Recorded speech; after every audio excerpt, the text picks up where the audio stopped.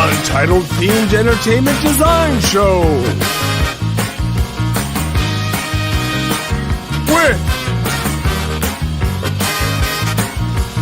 Andy Garfield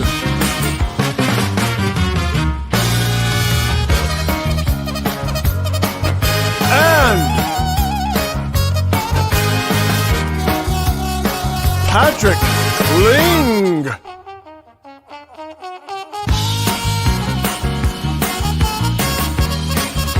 Produced by CJ Gohl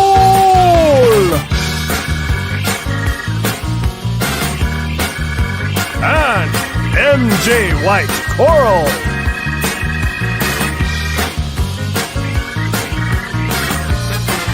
with special guests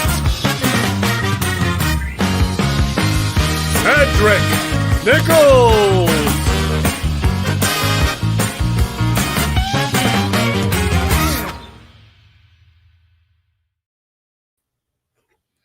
Hey everybody! Man, I'm gonna miss that intro. I'm gonna miss both of those intros. And welcome to the show, everybody. Let's welcome back Cedric and MJ. Patrick is off this week. It's his anniversary, his first year wedding anniversary. So he's still in his undisclosed location for the time being and enjoying his anniversary with his lovely wife. And I'm so happy to have you guys back. Thank you for coming back. Absolutely. And being on the show again. And I'm happy to see you. Happy to be with you. And I loved last week's show. Was one of my favorites. It was so great. And it was a lot. And I hope that everybody watching learned something. I think I know I did for sure. So. But we're gonna have a little fun today, and keep it light, not as hopefully not as heavy as last time. But I think there will be no yeah. So yeah, you're not gonna have to cut away from me because I can't stop crying. Like no, it's fine. So yeah, this week. Well, first of all, how was your all weekend? How was your weekend? Did you everything good? You guys okay? It was relaxing as it needed to be. Yeah. No, I gotta get a new picture. We love you in the themed part. I'm not really doing too much for everyone either. Listen, however, if they want to see it, tell them what you said. Go to her Instagram. We'll plug that later. You mean for the intro or for what? Yeah, I look a little. I mean, I look rough now, but I look. Stop. That's No. natural. The pictures you sent me were absolutely exactly what they needed to be for the intro. It was perfect. It's like fun theme park. Picture with the mask and without the mask, and I love that the dragon is like lighting your hair on fire. Michael Jackson. That's the part that I think That's the one. No. The Cedric's headshot came up afterwards. I was like, you are great. Stop. Well, we are going to sort of continue discussion from last week. We're going to pick up a little bit, where we left off. And I want to talk. We had a show, 6 months ago. Whenever they announced the Princess and the Frog overlay for Splash Mountain, we were like, okay, that's it. We're gonna have a show about representation in theme entertainment media and stuff like that. So we did that. We had that show and it was great. But I want to talk about that some more with you, lovely people. I think that despite that, it being a subject that we've already talked about, there it is.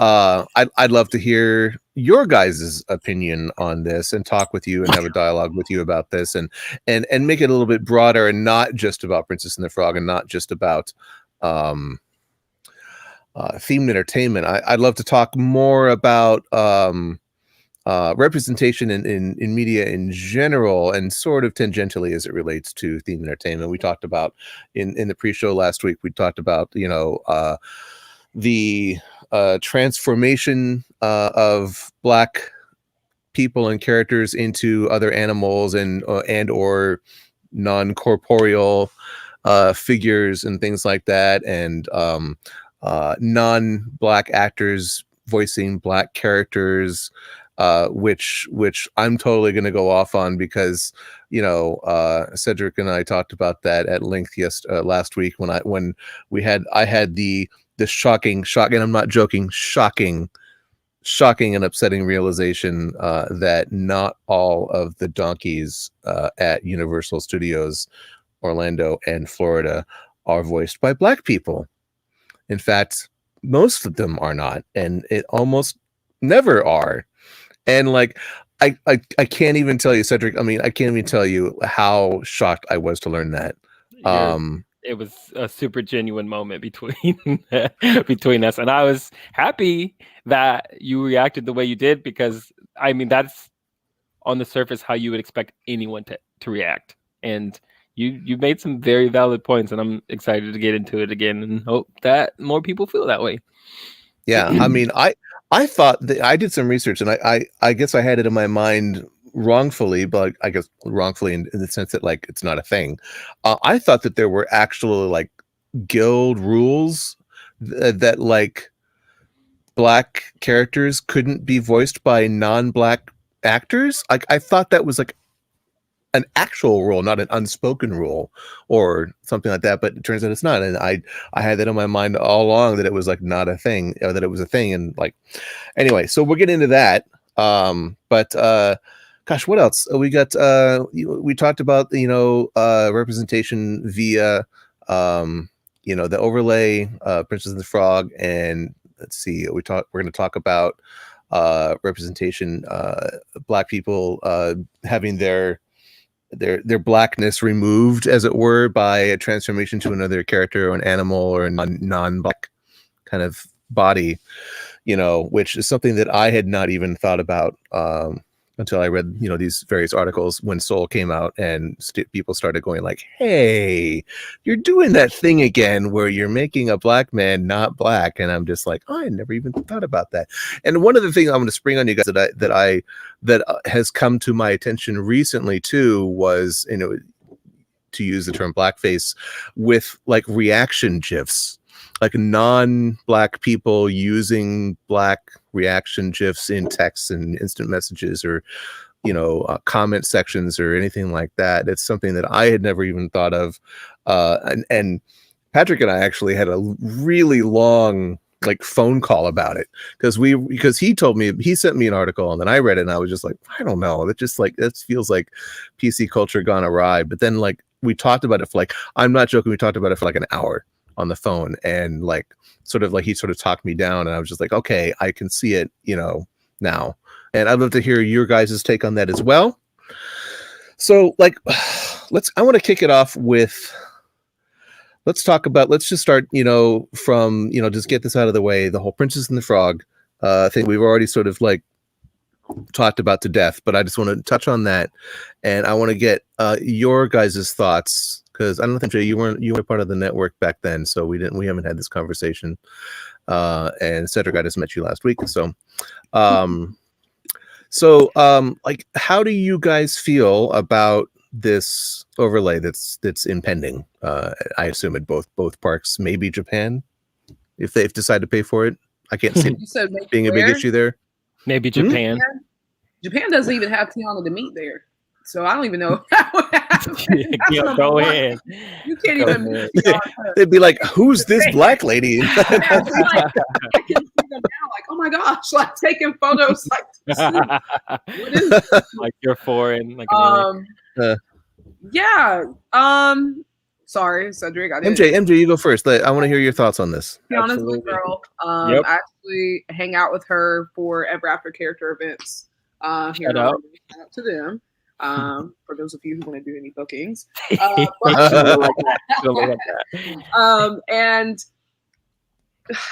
I love Tiana. Tiana, of course, was the first Disney princess I saw that looked like me. I am Black Indigenous, so my first princess that I looked to was Pocahontas. But the first princess to look like me and actually be Black was Tiana. Tiana debuted in 2009, if I'm not mistaken, in late November.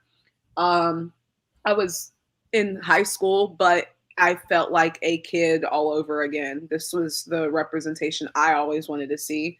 Knowing the history of Song of the South, the movie that the ride that she would be replacing is themed after, it's interesting to me that there are so many people who have this emotional attachment to a ride that literally represents nothing Slavery. good, you know, like it's not oh, shout out to Christine. But it's just, it's weird because I in several Disney pages, annual pass holder pages, etc. And I was looking at the comments when that announcement was made, and it was just disgusting and hurtful to even read. I had to get out for a little bit, just kind of, you know, that it's weird that there are people who are like, no, there's nothing wrong with it. Then you have some people who are like, she just deserves her own ride, period, separately. And like, without touching Splash Mountain, they're like, she just deserves her own ride. They need to, like, that's weird that she's going to replace a ride that represents like a history of racism and blah blah blah. I'm like, to me, I don't think that is really necessary. I think the biggest issue like at fall is just getting rid of that ride. I think it's wonderful. I'm excited. I've never ridden Splash Mountain. Being as I have a heart condition, there aren't too many rides I can do. But I also always I don't want to say always knew the history of it, but I know the movie. So I always thought it was weird anyway, that I was like, wow, that's so odd that they have this ride and it's like a fan favorite, like people like this. Yeah, I mean, I think it's sort of poetic justice that Tiana is taking over. Yeah, I agree. The racist ride. Yeah, I mean, just for myself, I think that's cool. Some, like I said, some people are like, they're not doing her justice. I'm like, well, you also have to think on a business side.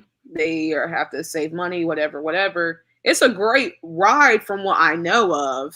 You know, I do like POV like watches on YouTube, but they could make it better and enhance it with something wonderful. Like Tiana does deserve her own ride.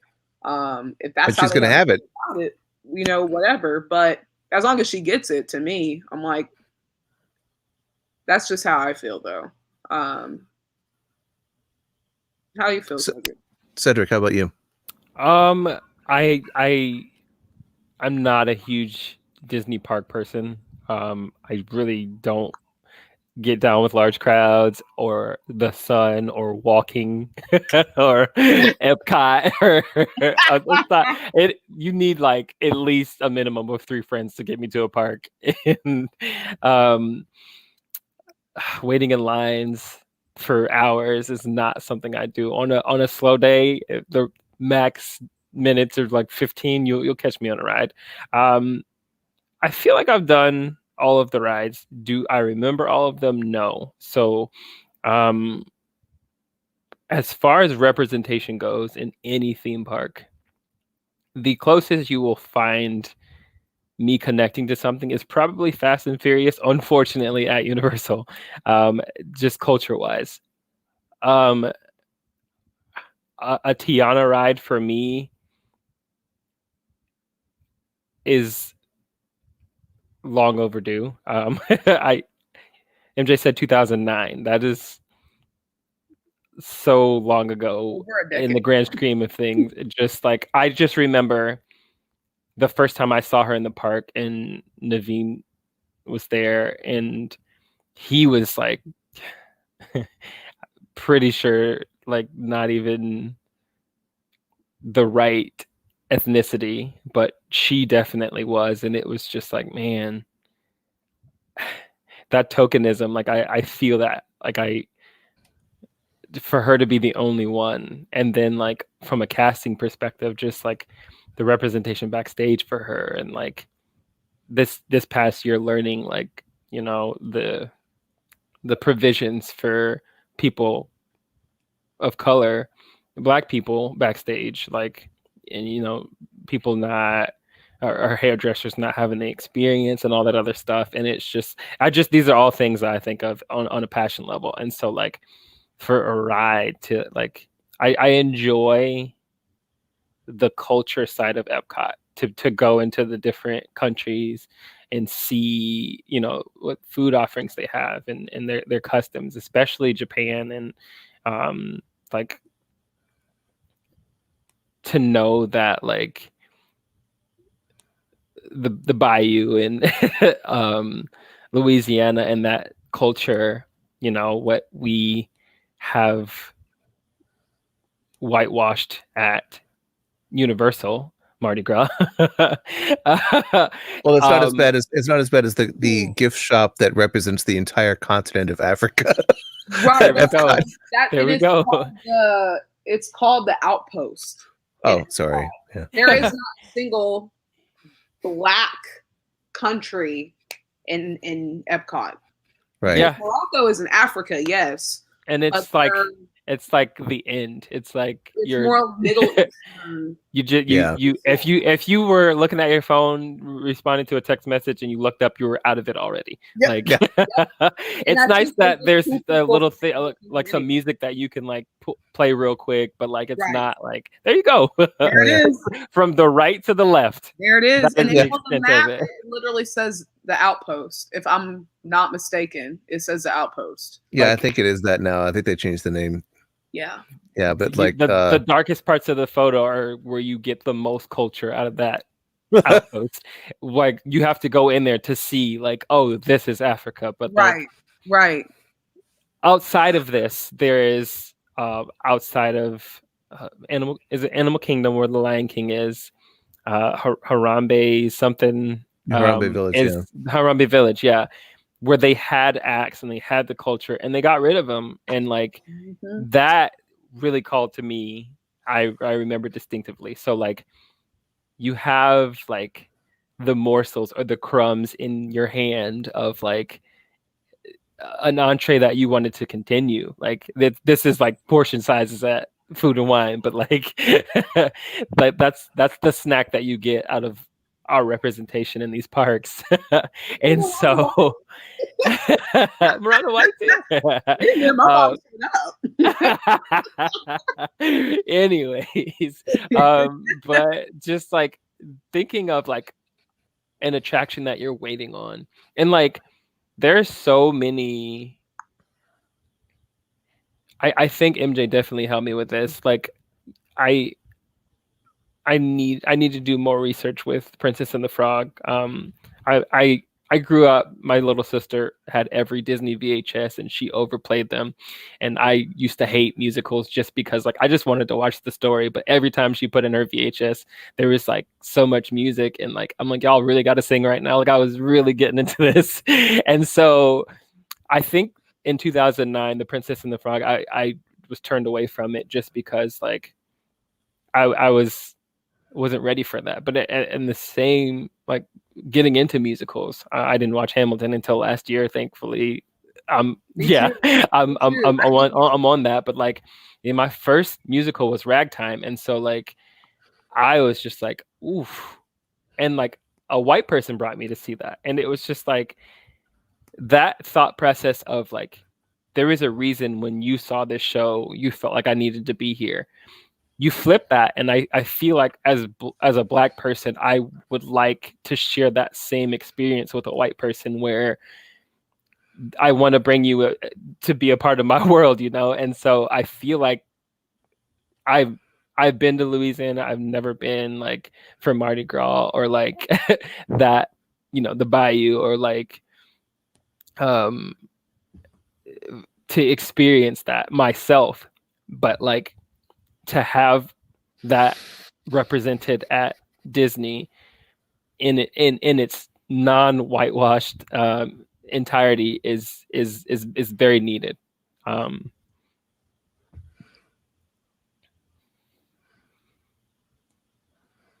Ragtime is one of my favorite shows as well, and I've seen Hamilton 5 times. Beautiful. And I'm getting up there. I think I'm on 3. It's a long one.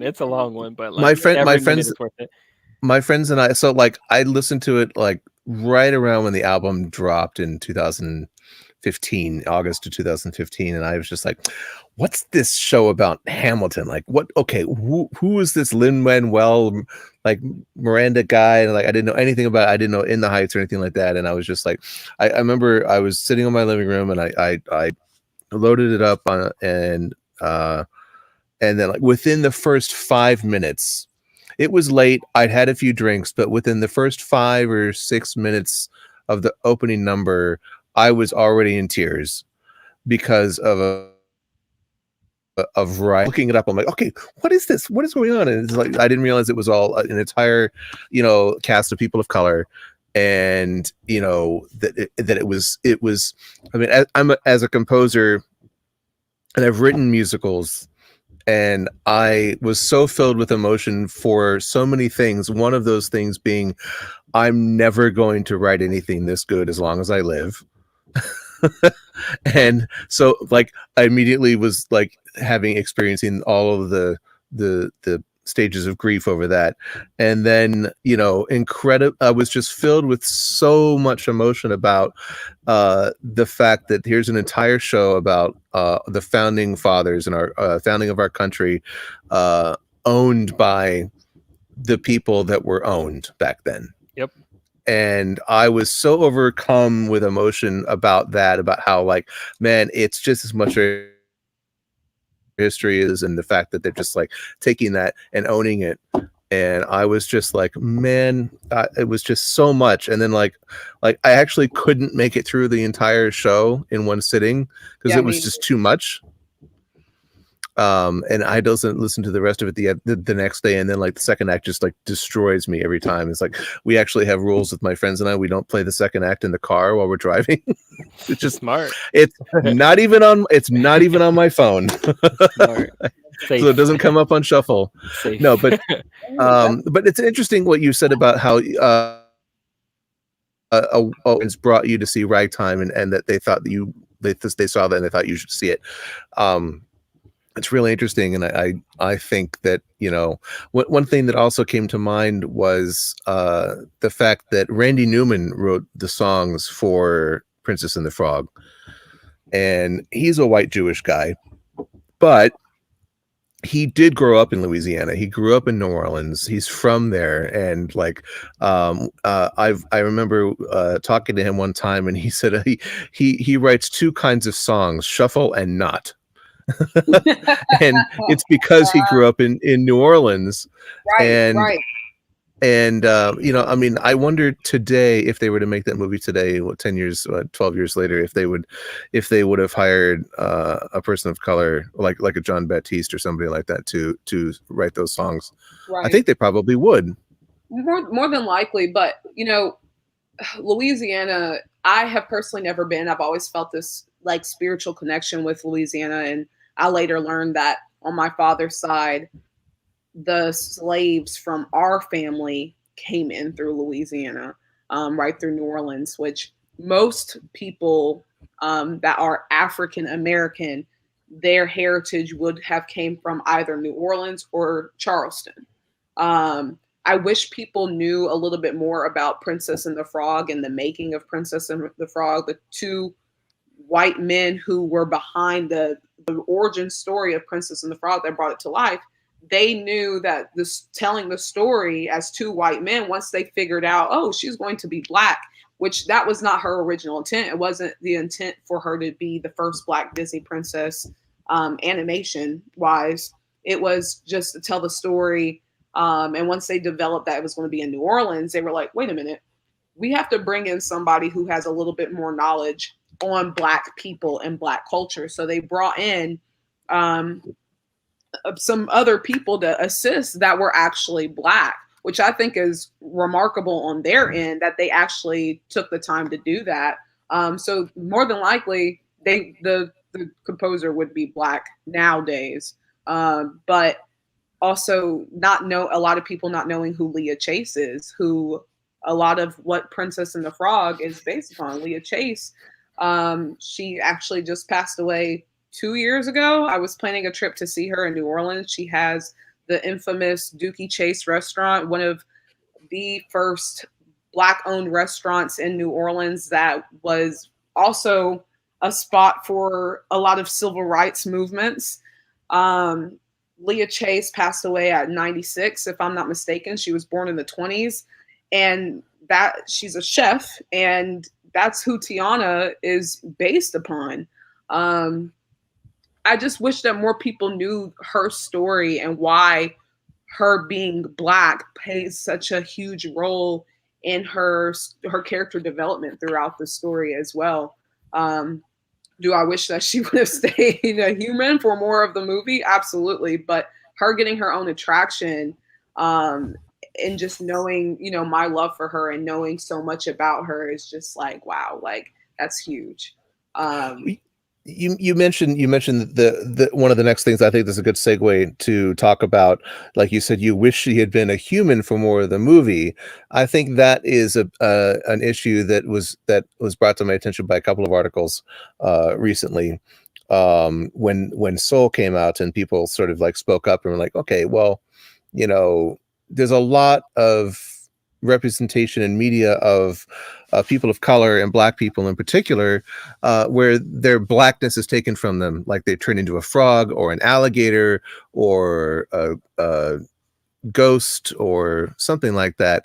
I don't understand it. I don't even know what to say. I want to know how you guys feel about it. Why do you think it happens? And what do you think the solutions are? Stop turning us into. Well, yeah. I mean, it's pretty cut and dry. It's like, okay, next. No, but I mean, philosophically speaking, I mean, I guess, Cedric, you're friends with Donkey at the Universal Parks. Correct. And I think that's one of the first that I can recall. Obviously Black characters voiced by the great Eddie Murphy, from like, gosh, it's over 20 years ago that movie came out. Yeah. And there are human characters in that movie, and there's but the Black character is a donkey, which is funny, yeah, I guess. But I mean, I just want to have a conversation about Blackness being taken away, and is it an endemic thing? Is it just something that everybody's noticing now, or is it a problem? Absolutely is a problem. I feel like it's something that we've always noticed, in like, I don't know if it's just up until recently that, like, with oppression and like being finally seen for like the humanizing us as Black people, you slowly start to realize the wokenness of many, that this is something that continues to happen and has been happening, and outside of not feeling or being represented when we are just in cars. Yeah, we're gonna get to that, Justin. I know. Justin, stand by. We're getting to that. What did Trump say? Stand back. Yeah, we're getting to it. Sorry, keep going, Cedric. Yes. Please. Anyways,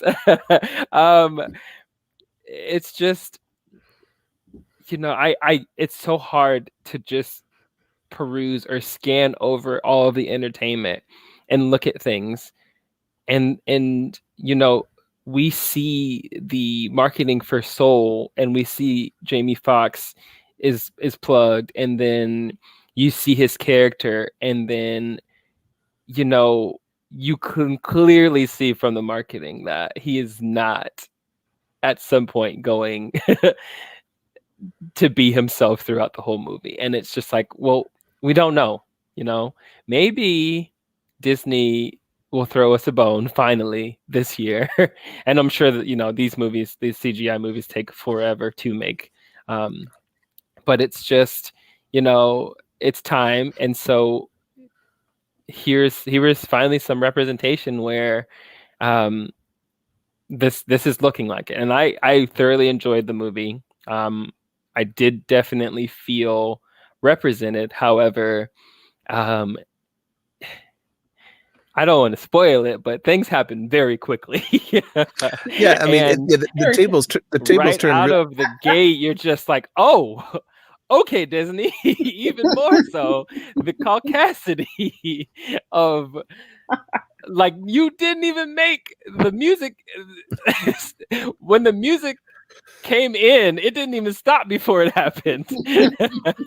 Like from the intro, and then it wasn't even like a montage. Like my man's is gone already. I don't mean to spoil it. If you haven't seen it, you should have. It's your fault. I think we're well past the spoiler. Yeah, and it's just like, God, are we record time for how fast we can do it? Done. Get him out of there. I'm so tired of animating this dude. But I wonder. but then it's just like, okay, you take him out. He's still the main plot point of the movie, but his world is still super black, and the characters you get to see in cartoon form finally are still super black. And I did enjoy it very much, and I did feel represented. But again, the main character is where we're at, and like, you know, you see it in Star Wars with Finn, and the marketing again shows him holding a blue lightsaber, and like we have a Jedi since Mace Windu, and that was prequels. Like, what representation other than James Earl Jones's voice, white-faced, in Star Wars, did you have representation in this saga that is so great and like almost religious?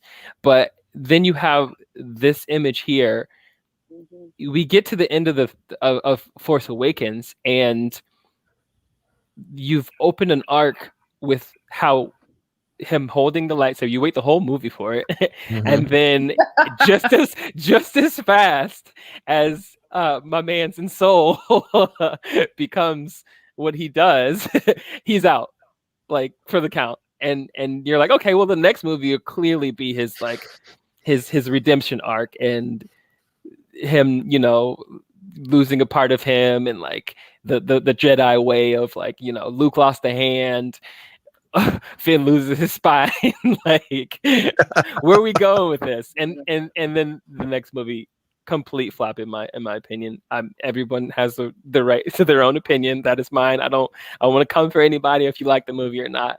But even so, in the third movie in the trilogy, his story is so shadowed, and you know, Boyega speaks on it, and everyone else speaks on it, and all the other cultures and ethnicities in the movie are poorly represented once again. And it's just like, y'all had the plate made, right, and you put hot sauce on it before you tasted it, but then the plate fall off the table, and it's just like you flopped. And so I think they're so afraid of their fans.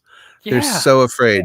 I'm like, 100%. All you hear, and I as an artist, as a creator, as a digital media producer, all I've ever heard was, "You ruined this, Disney. You ruined that, DC. You ruined this." And it's just like, man, let people art, bro. Like, right? If you want something to be the way you want it so bad, raise your own money, do your own research, and create your own art. Like, right? Do I feel like the Force Awakens trilogy, the Rey saga, ruined Star Wars?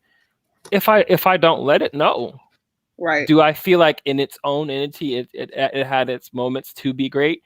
Absolutely. But, you know, I can't be mad at an artist for taking a different brushstroke where I thought he was gonna go painting a little bush over here. He painted a waterfall. I can't be upset.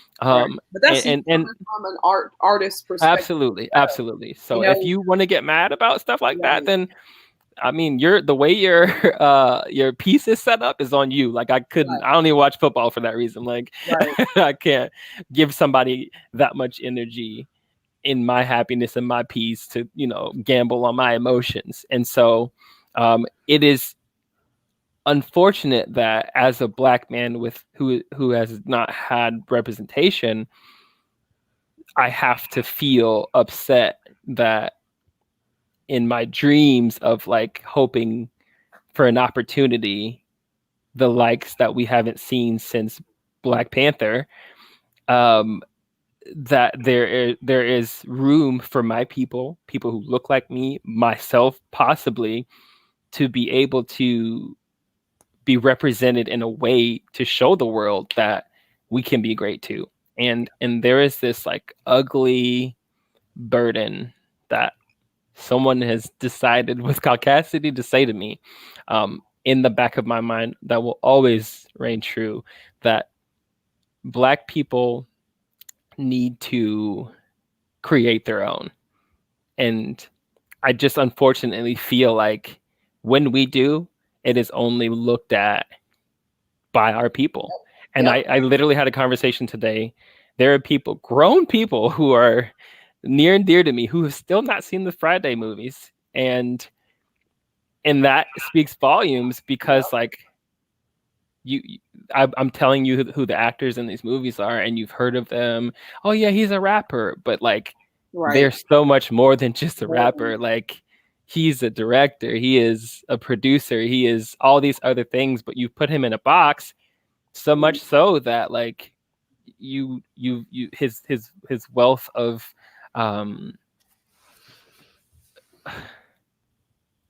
entertainment and his wealth of art has not been represented, except for in our own culture. And like it's kind of like that, like I don't know what you call it, but like when it happened to me today, when a Hispanic person speaks Spanish as if you're not fluent in it, and they think whatever they're saying is not going to be heard by them.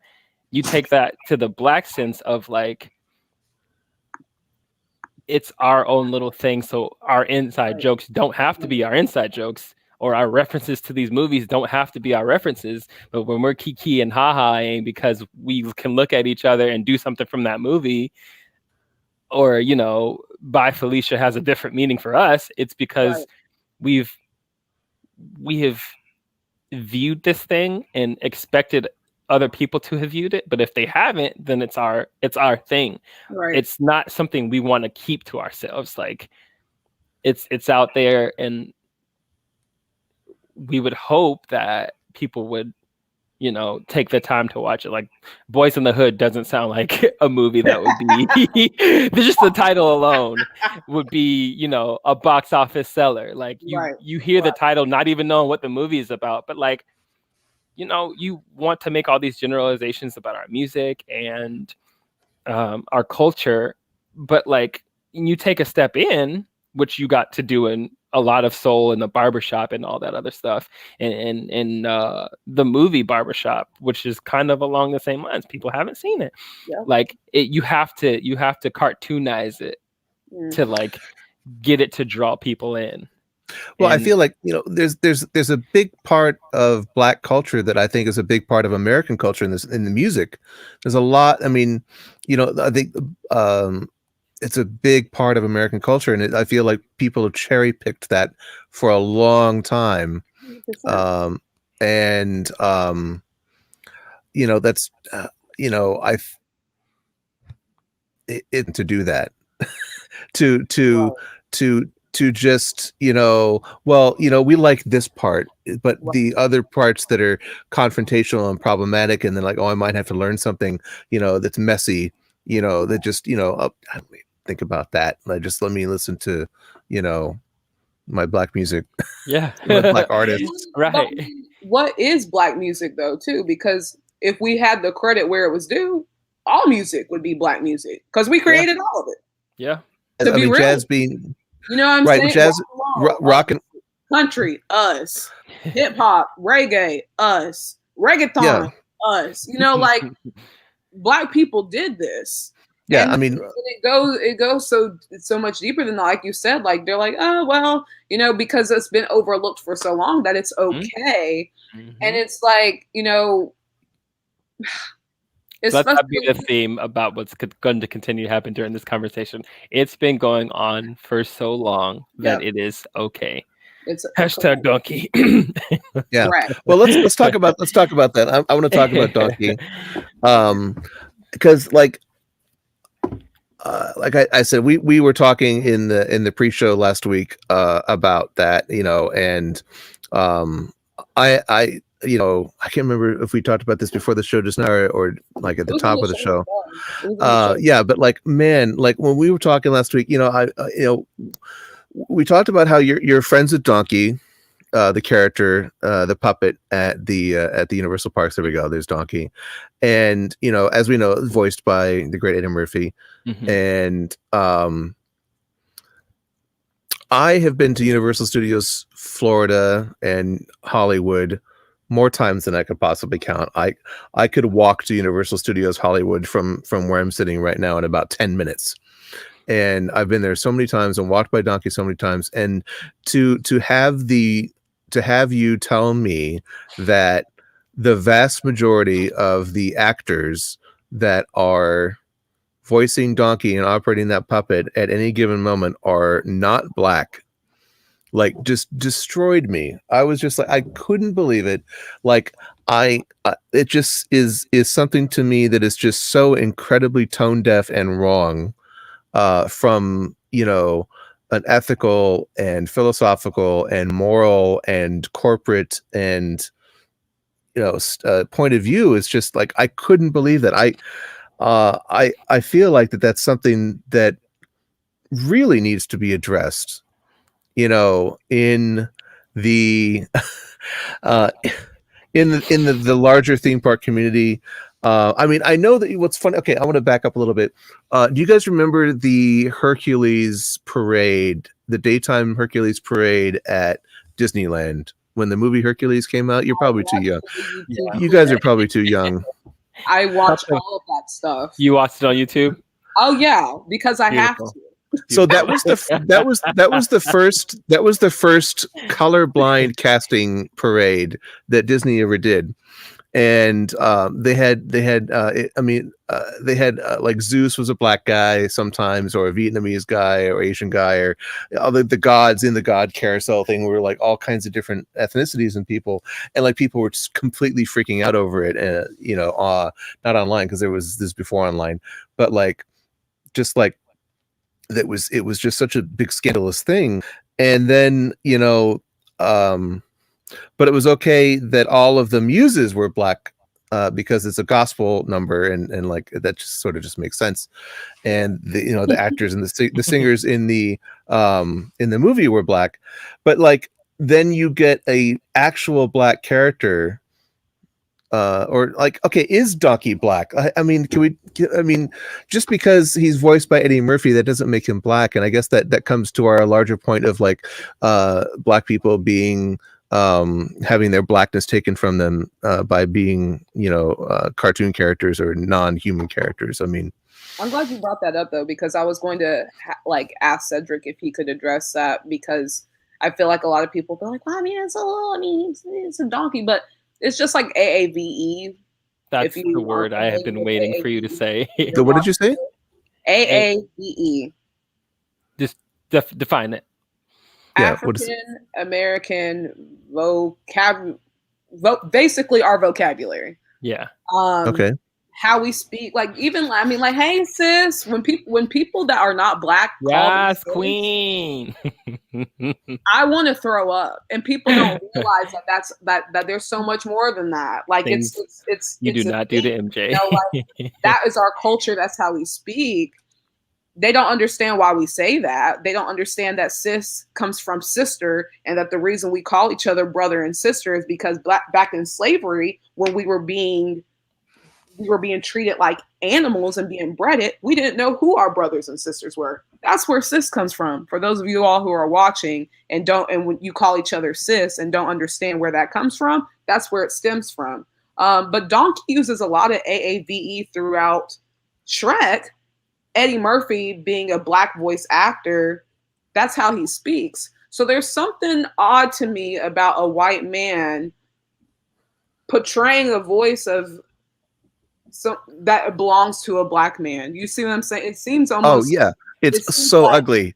It's right. So ugly. And you hit the nail on the head. And I've been hanging out with Donkey for almost 9 years now, and I've I spend more time hanging out with Shrek with Donkey, who, you know, is not an African American to use this vernacular. And so just hearing someone emulate what they think I sound like for years. It's unbelievable that you have to be confronted with that. I am emotionless. You cannot see my reactions, but just to listen to the inflections and like, you know, I do remember my training. I was trained by the top contract currently. He, you know, I won't say his name. I love, dearly respect him. He grew up in North Carolina, went to a predominantly Black school. His friends were predominantly Black. So I can talk to him and share a lot of the experiences that he grew up with and understand that he sees me. He understands what I go through. You know, he's been in a police car with a Black friend and guilty by association. And his experience with this vernacular comes from that, I feel like, but it doesn't excuse it. And he knows it and he will tell me. And, you know, the only person in my 9 years of working with him who would be the first person to say, you know, besides my wife and kids, like if it came down to it, this job is yours, and has always. Will he leave tomorrow? Not to say that's in the works or anything. However, aside from all that, again, it's not quite traumatic, but like, just I think back and like, you know, I'm near when I'm not present on set, listening to the other ones go about doing it, and I just remember over the years we've been through 3 show directors in that time, and just listening to the critiques and the notes that I would receive compared to what they would receive, and watching them get ranked above me and contracted above me throughout these 9 years, just confused as to like 1,000% at the end of the day, you don't sound like Eddie Murphy. Your vernacular is off, but my show notes, consistent and like over years, receipts, documentation, have always been, Cedric, you don't dip into your lower register, because my donkey is excitable, and you know, his pitch is 100% based on the movie of you've required me on a 20 to 30 minute time frame to continue talking nonstop. And if I take a break, then I can dip into the lower register, but I don't have an opportunity to. So as somebody who's like hyper functioning and like going to continue the conversation, I'm on 1,000 and I cannot dip into Miranda. I'm really trying not to look at the comments. I'm not gonna go there with you, woman. I'm not gonna go there with you. It's never gonna add up. However, okay. Andy, we're going there. Oh, we lost MJ. There she is. You're about to lose me too. It's systematic, and I've seen it happen for so long, which is why like I have no problem exposing it. Like, you know, so many times I speak to management and managers, and they say, you know, we just don't know because nobody says anything. But there's not going to be representation when today you only have one African American performer, and so many talented Black men in this very small circle of of entertainment in Orlando have told me I've auditioned, I want to audition. They've tested their vernacular and their study of this character and sound 10 times realistically better than what we have to offer. And you just look at the quality of things on a consistent basis over 20 minutes or 30 minutes, and it's just like, we could do so much better, but will we? And I'm not ever going to put myself and my talent above anyone else's. Talent is art. But to hear feedback from those who may be watching right now, or just people who have experienced in Soul, the main character, I forget his name, he calls it the zone. Joe. And Joe, he calls it the zone, and that half of the movie experiences that is what I get into. That is my craft. I hear all the time people say, "Oh, you said that like Donkey." The number of times people have been like, "Hey, do you work at Universal? Do you know they have Donkey there? You should audition for that." And you just kind of have to like humbly just not go there, and just it's not. I had to make Eddie Murphy become a part of me. And I remember my training. I watched Shrek and I recorded all of Eddie Murphy's parts. I put it in MP3 format and I listened to it for a whole week before my approval. I got all of his inflections, knew like whatever word it was going to be alphabetically, when to inflect and all these other things, and perfected my craft there. And then you add puppeteering on top of that.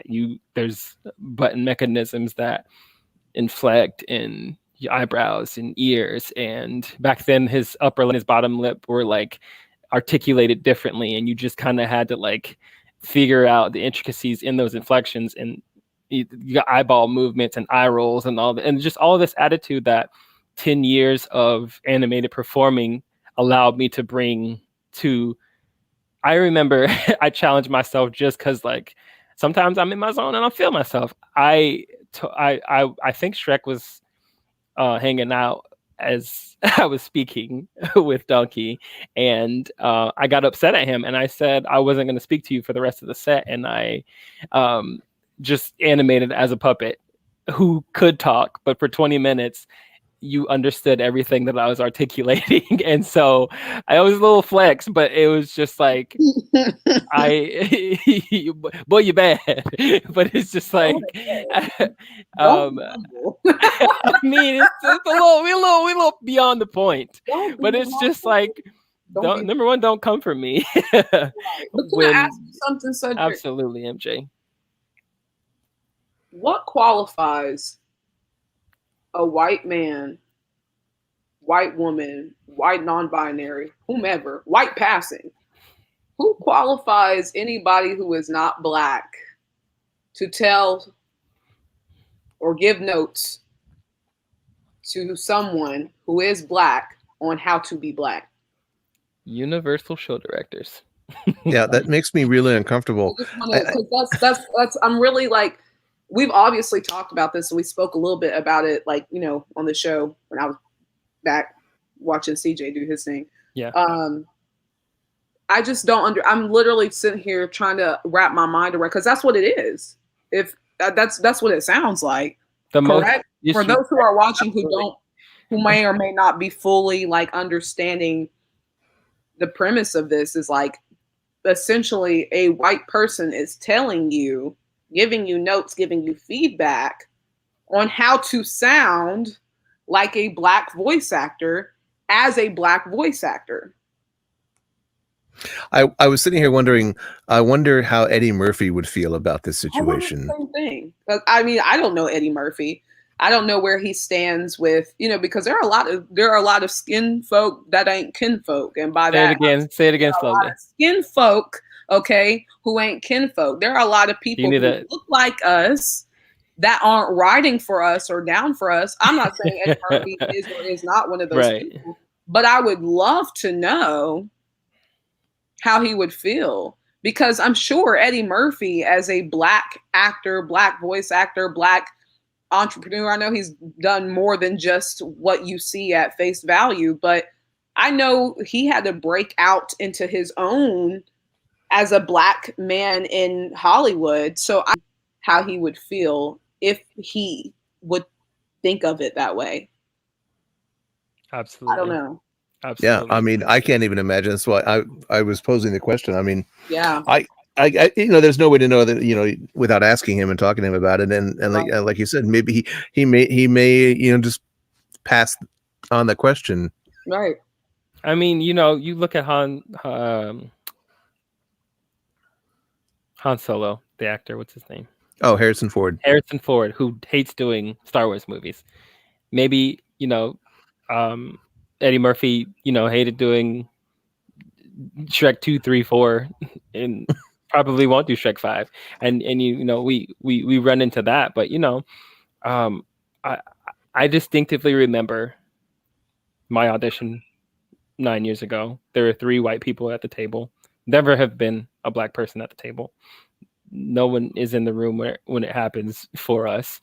And so, I was blessed to just be able to offer that. And I distinctly remember, I do believe, I had been hanging out with Shrek long enough to have picked up Portuguese greeting the language and could speak it fluently. And I think I did flex and use it during the audition, and that was one of the only reasons I got it.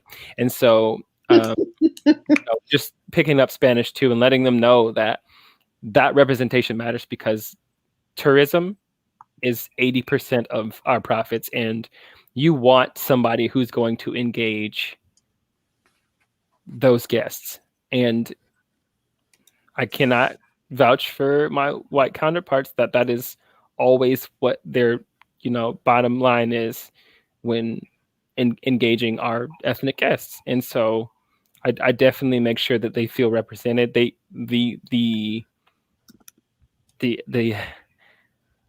response is so fulfilling, and I don't even they tell me often that my Portuguese is really good, but then they continue speaking as if I know it fluently, and I am not able to understand what they're saying. I would love to spend more time to be fluent in these languages. However, I distinctively remember around that time the show directing being, you are not here to sound like Eddie Murphy. You are here to sound like Donkey. And that entailed all of us sounding similar to each other. It's to the point where people will be like, I walked by Donkey the other day. It was you, wasn't it? I said, first of all, if I know you, know that I can see you. And if it is me, I will call you by your name if it is me, number one. Number two, it's very disrespectful that you think I sound like everyone else when I do not. And so many people think, oh, it's just a voice changer. And it is a skill I am being paid highly for, not the highest, unfortunately. But that is all me. There is a microphone and a mixer, and you can turn us up and turn us down. But there is no there's no Eddie Murphy filter. There's no Eddie Murphy filter. Just turn it up. That is voice acting 1,000%. And so I am baffled by you think technology would allow you to do that. Oh, look, my mom showed up. Did you set her up? Did you set her up, MJ? No, I didn't. Okay. We had to test her out. Welcome to the show. Welcome to the show, Terry. It's nice to see you. The building. And just to add, say that because I'm on their tail about that. Yes. I'm sorry, y'all. We had one. We had a voodoo queen, and they got rid of her because for PC reasons, it was too scary. Of all things, horror nights. Crazy. How that's too scary. Yes. Why? Was it the Black? Yes. Was it her being Black that was scary? She was a very imagine being scary at HHN. The math ain't happening. But the us house. Right. We have a question from Christine that I wanted to go back to. Cedric, Okay. you have been there much longer than myself, and I am only familiarized with who I see. Would you be able to answer that? Do you know? Let's see. Are there any Black show directors at the theme parks? When I was at Disney, there was one. Christine, I think we are thinking of the same Black show director. I do not know his name, but there is one at Disney who I looked directly in his face and screamed from the Wakandan ancestral plane, "Hire me." I gave him, it was for a Star Wars audition.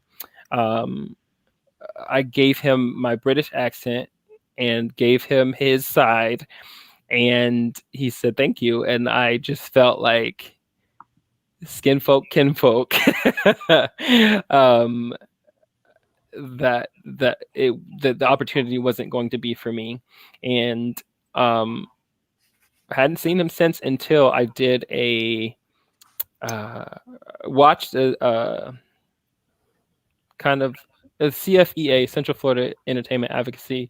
He spoke on the panel, and it just, I'm sure that he had to be there to do his due diligence to allow at least 300 people in Orlando to audition for these new offerings at Batuu, the new Star Wars land. But they simply cast people that were already cast members there. And so it just was their due diligence. And it was, my 5th audition, my last one. And it was just like, again, I told you last week's show, I felt like I didn't have, my dreads were holding me back from working there for a long time. And so, I have never in my 10 years seen representation at the show direction level as a Black person in any of those audition rooms. And that's kind of shocking too, like in the South. I mean, like especially in Florida, where there's like, a lot more representation, is like just sheer population density. You would think that there just would be more talent and capable people that they could draw from. And there are, but that goes back to keeping us at a level. There was a tweet I came across the other day, and it was like, companies be like, diversity and inclusion, and you see a white man at the top of the pyramid. Oh yeah, I saw that today. 4 other white men. Yeah. And then you see white people, and then maybe like in the stems there was like one, Hispanic, one maybe Asian, maybe and then like one Black, but that's it. Like you won't see us get past a certain tier, and if you do, it's because that person is not kinfolk. Going back to the comment I said earlier about not all skinfolk being kinfolk, they're not going to look after us. And Cedric, you mentioned a comment about having dreads, and I want to make this also, like, bring this to people's attention as well. Is when you see representation in the park, the very minimum that we have, you're not seeing all sides of us in terms of our culture and our community. You might see a couple of Black performers, but our hair is a huge part of us as well. And it's like what we look, it's okay if we get a role if we look like we're up to the European beauty standards. A lot of people know me for my big fro. You're not going to see my big fro out in a role. You're not going to see a character with my hair. You're not going to see a character with dreads such as Cedric's. You're not going to see that. I just wanted to put that out there as well, is that it goes so much more beyond that. It's like people are like, are you auditioning for these roles? Are you showing up for these roles? It's like, yeah, we are showing up. But go one step further, MJ. Talk about this new profile. Oh, where you can't even make it into the audition room because they have to look at you in your headshot. Yep. And you don't even have an opportunity anymore to show up to these auditions. Yeah. Yeah, you have to, you submit your profile online first, which there are pros and cons to in the manner of if they're actually if they were actually utilizing it properly. Like at Disney for the princess auditions, there's no reason for there to be 400, 500 people there just to be like, next, okay, thank you so much. And they call 3 people out of that 500. That's a waste of time. Who've already worked there. Right. When you submit yourself, okay, and you can't even get invited to because you have to be invited to the audition now for Universal in order to even make yourself known. How that they actually go about reviewing those profiles is beyond me because that's not something that I do. I don't know how they do it. I don't know how they pick it. I don't know if it's random or if they actually look at the profiles. I don't know, but I know that your opportunity ends before it begins. Yeah. And you have to convince yourself that you miss 100% of the shots that you don't shoot. Yeah. And you just let them tell you no, you have to convince yourself. And it's just like me submitting, person that submit button now is just like, if I don't get this role, I hope it's because somebody Black did a better job than I did. That's all you can. That's all. I've auditioned for Storm. I've been invited to audition for Storm 2 times now. I'm 5'2". Most of the people who hang out with Storm are 5'7" and up. Mm-hmm. Now, mind you, there are only 2 other Black characters that are at the other opposing theme park, Disney, who would fit the description of Storm. So, of course, it's the same people over and over again. So your Tianas and your Vi's more than likely are either Storms as well or have been in the past, vice versa. Just kind of like, the options are very limited because that's the space that they keep them in. When I went to meet Storm for the first time, she was Puerto Rican. That seems like not something that it should be. That's not right. Yeah, no, not at all. Storm. They're just like, is she's and a father from Harlem. It's like they got the paint swatches. It's like, she's brown. That's good enough. Mm-hmm. Yep. And she was barely brown. Jasmine, Pocahontas. Yeah. Can you imagine how cool it would be if Disney had a policy of all the Pocahontas characters had to be Native American, actual Native American women, and Middle Eastern women for Jasmine, and they could market the shit out of that. They could. That they're doing that. They could, and how you could easily find the people to do that. It's not right.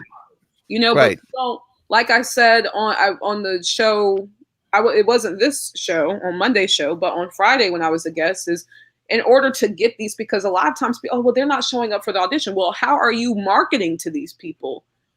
You can't expect, Black folks in Dr. Phillips to come to the auditions if you're only telling Black people in Dr. Phillips. You got to go to where you see us, if you have to go to a reserve to find someone who is Native and make sure that they're going to be taken care of while they're here in Orlando in order to make sure that their Pocahontas is being accurately represented, then do that. Yep. Again, as a Black Indigenous woman, that's what that should be happening. That's crazy. That makes no sense. There should be no reason why a Moana was told that she was too dark and to stay out of the sun because of the rest of the Moanas were not her complexion. What Moana about dark as me in the movie? Right. Right. That's the type of stuff that just doesn't make sense to me. It's Storm stuff. Oh yeah, MJ, you're too short. Well, I was the right color.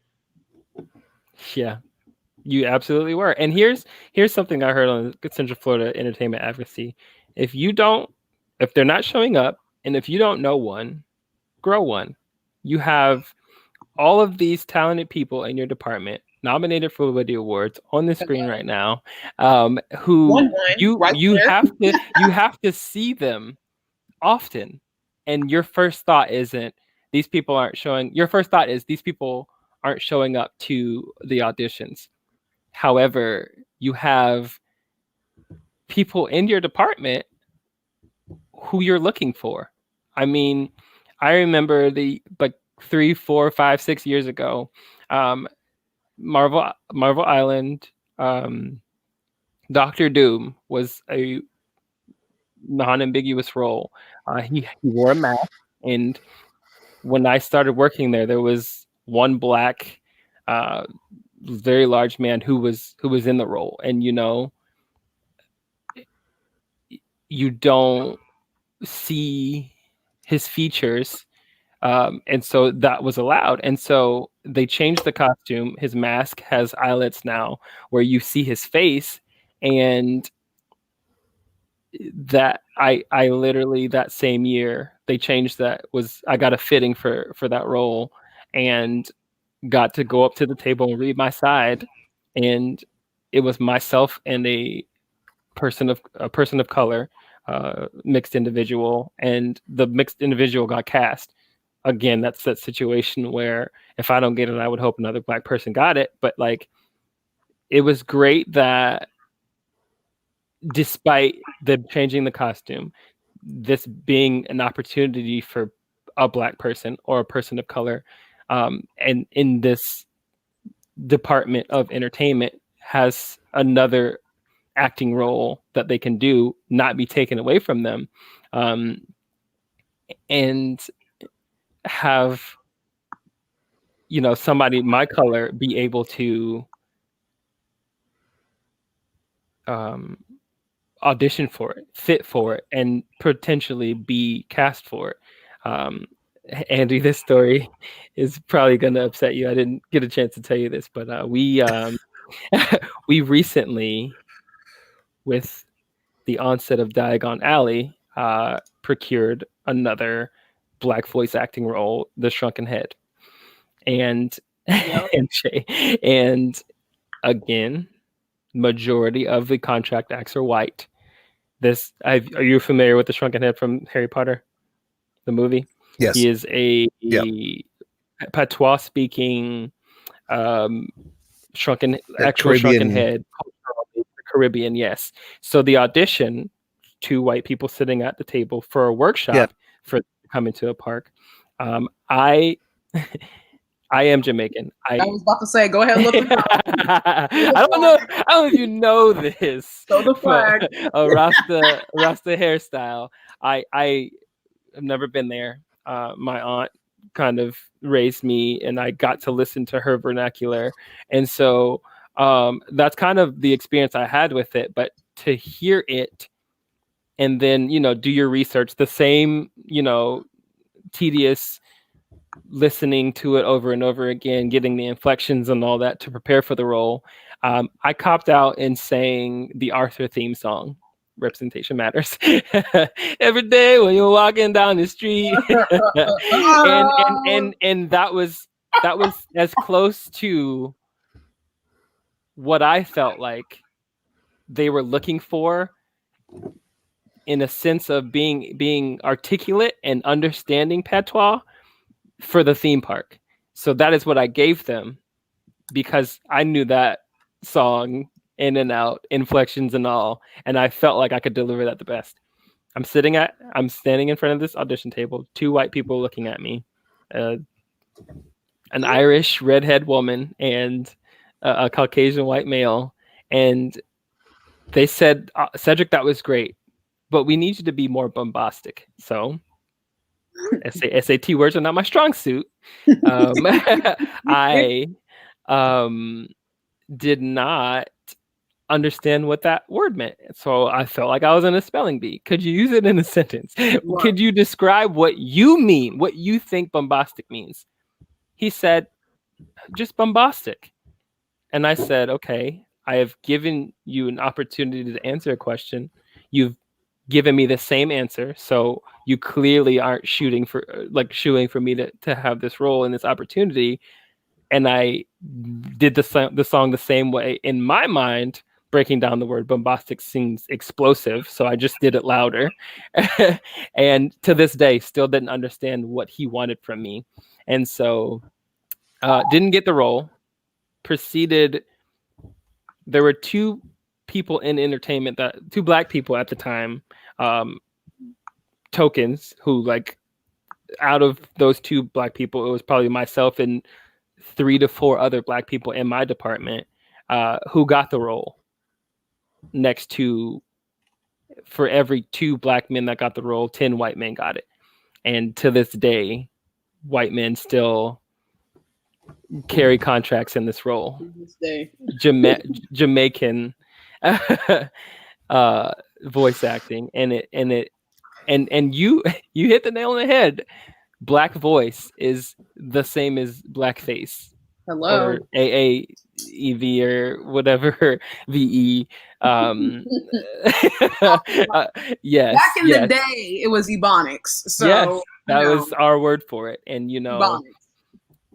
And I don't know if last year like awakened something in me, but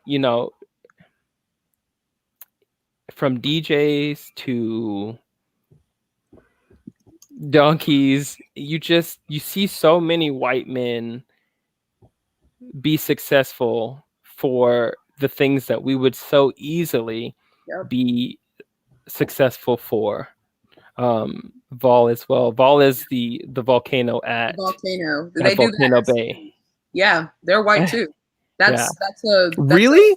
That's like a Caribbean voice as well. Yeah, Polynesian. They're in our breaks.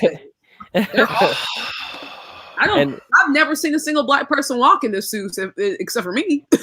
Okay. And I do know one black person who is also Storm, who is also every black Star Wars character at Disney. The Rebel Spy. Yes.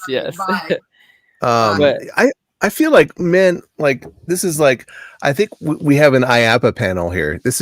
I think that this is a situation, all of this that we're talking about in emergency format in our city. Yeah. Like, I feel like this, the whole blackface issue with voice acting and representation in show directors and management, upper management, certainly in casting directors. I'm sitting here thinking the whole time, thinking like, okay, so there is no excuse that they can't use the excuse that they couldn't find actors of color to play these roles, because there's this thing called casting directors. Correct. And we have this thing called the internet. You may be familiar with it. That like you can very easily find there's casting directors all over the country that would that have lists a mile long of highly qualified and talented black and brown people of color to play all these roles, and that would relocate in a second. Imagine getting an email. Okay. Yeah. I'll move to Florida. Absolutely. Yeah. TikTok, Instagram. Check the hashtag. Yeah. People are putting themselves out there, and then check within. Look at who you already have, and say, like, for myself as a casting director or a show director, or what have you. If I knew that I had Cedric and I had Marcus, I had Marley, I had whomever, and I said, okay, now, I only know this person as an animated performer, or I only know this person to do Transformers, but we have a role. They fit the description for it. I don't know what they can do, but I'm going to find out. And not only that, when I see what they have, what can I work with? Because my qualifications as a show director and a casting director is to help this person and improve their ability. So I can go and teach them. I can get them the tools to meet what I need them to meet, but let me see if they have it first. Let me see if I have something to work with. Your mom has a question. I don't want to read it. I'm kidding. Do you believe if A Cedric or MJ evaluates to the higher level, maybe elevates to the hiring level, would that put people of color in a leveling up position? She typing fast. What she's trying to say is, A Cedric or MJ, I know she wants us to be in those positions. However, we want to be on the side of making what our skills deserve. Right.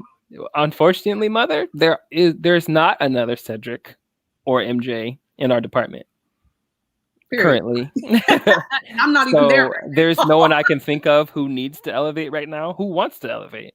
Right. Just plain and simply put, these positions are going to have to come from somebody passionate about it, who, you know, Universal doesn't allow you to do both. You cannot. What was Genio? You cannot be a performer and making like the decisions that performers make. She was our performance coordinator. Our performance coordinator. Shout out to But Jenny. She came from our, you know, acting roles and performing roles. She did what we did, but at Disney at the same time. Yes. You know, shout out to Genio for real. Yes. I think, you know, Miranda had a comment. It's like, we should invite a casting director on the show. I think you're absolutely right. Mom. I think that is. Oh, is that your mom? Yep. Yes, that's her mom. I envy his Power 4. Well, welcome to the show. Her photo. I think that is. I think we have another show, and I'd love to find a casting director and to come on that would be willing. Let you randomly pick Richard Craven. Go in on him. I would like one brain cell. I was about to say Power 2. I would like to hear. I would like to grill a casting director. Andy, a casting director, a CEO, a CFFO. Yeah. I need answers. I would love.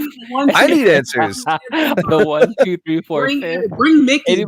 I just would like to know. Like, I know we are 2 Black people in the department of 5, but it would be nice to know why we are 5 Black people in our department. Why you don't tell me that they're not showing up when you can look at the African American demographic number wise, the statistic of how many employees you have, how many you have in our department, how many you have who've been in the same department and who might be wanting to move up, or, you know, be based on their color, haven't had that opportunity, you know, do not have what it takes to, for lack of better terms, kiss ass to get to that opportunity. I know a lot of Black people who are in these positions who probably just, you know, want to get their coin and go home. Me. But that's also heavy on that, referencing what you said about people being passionate. Getting the Black people is one thing. Keeping us is another.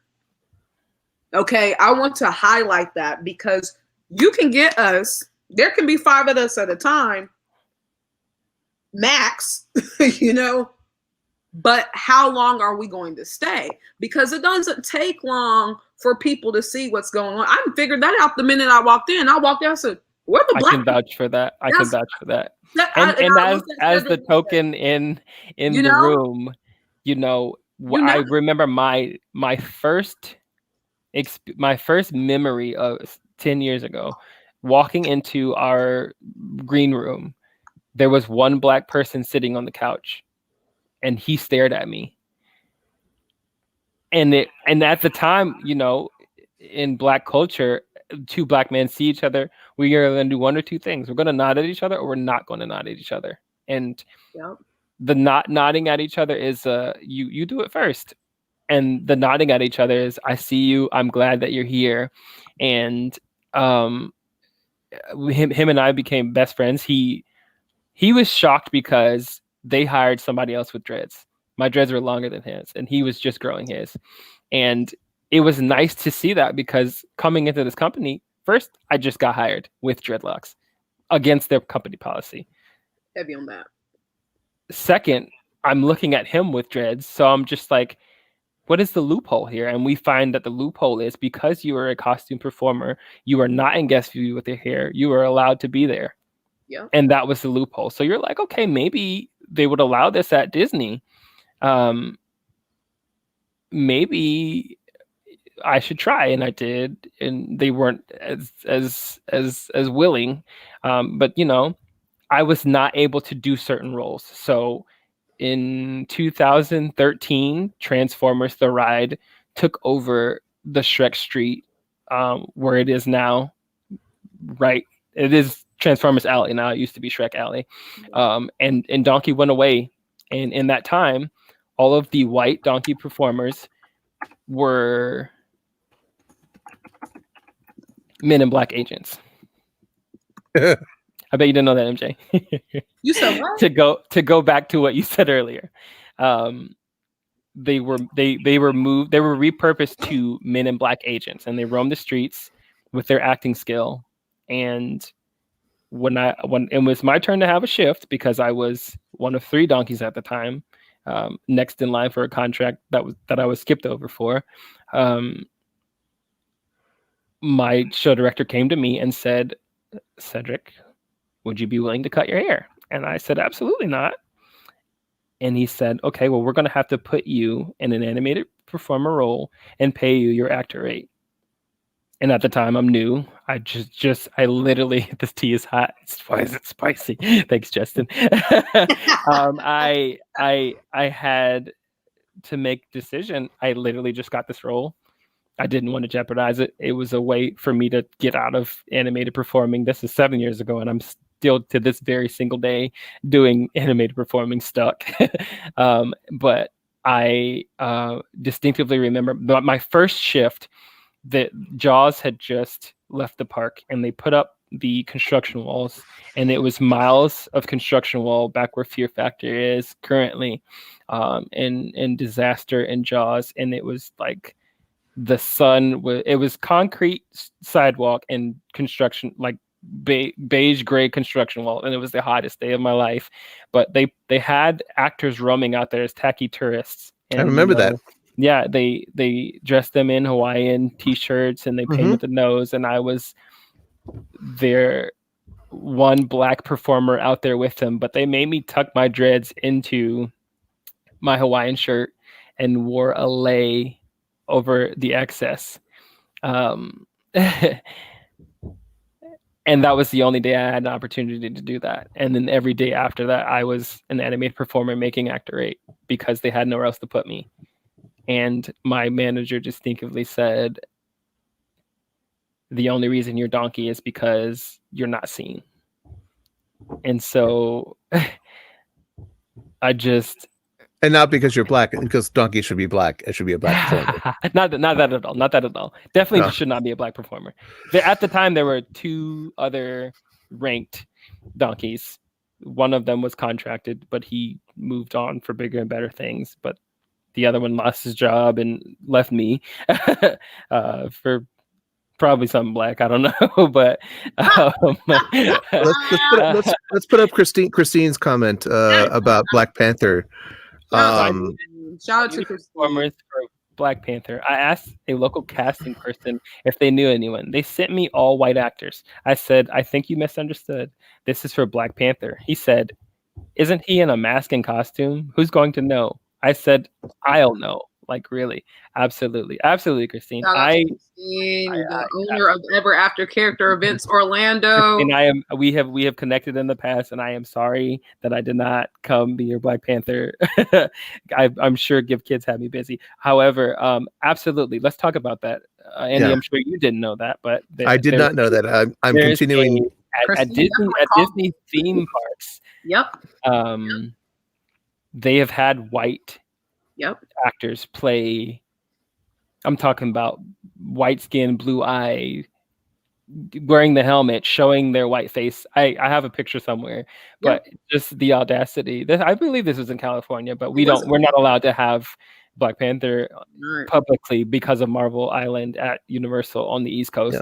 But East of Mississippi, cast him white, and then there was some backlash, and ever since then he's been a Black performer. But it goes back to like me having the opportunity to be Dr. Doom, and it's let's get into it. So don't forget though, because Universal got into some heat for what they did to the Us house.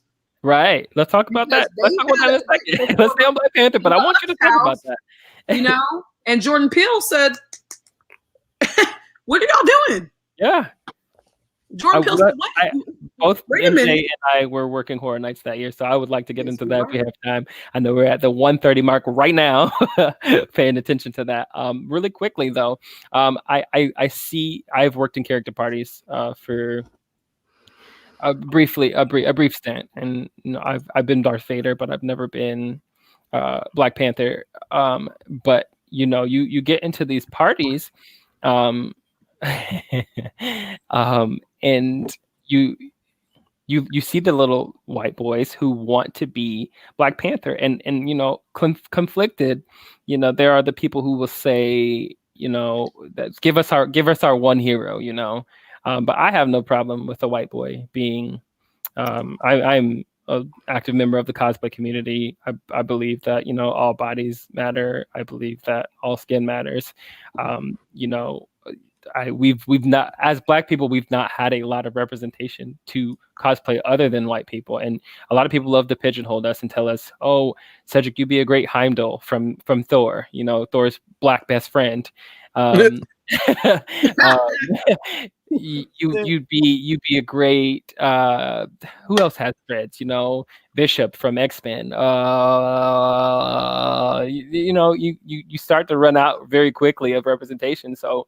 I don't pigeonhole myself. I'm gonna be Black everything because I'm voting for everybody Black. So the Black Panther, the Black Power Ranger, all those things. But we need to see these characters be represented and represented well, and I stand for that in the cosplay community. And Captain Black Sparrow, and make everything Blaxploitation. However, I find it artistic expression that if a white person wanted to portray Storm, you do it properly. Like you're not doing anything that is going to offend anyone. You're going to pay respect to what you're seeing, and so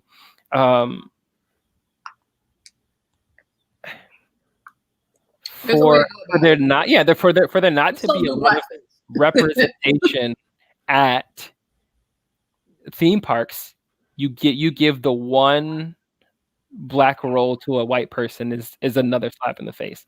Right. And what are you saying? They're not showing up to auditions? There's got to be somebody in your department, somebody in the Lion King show, somebody somewhere. Yeah.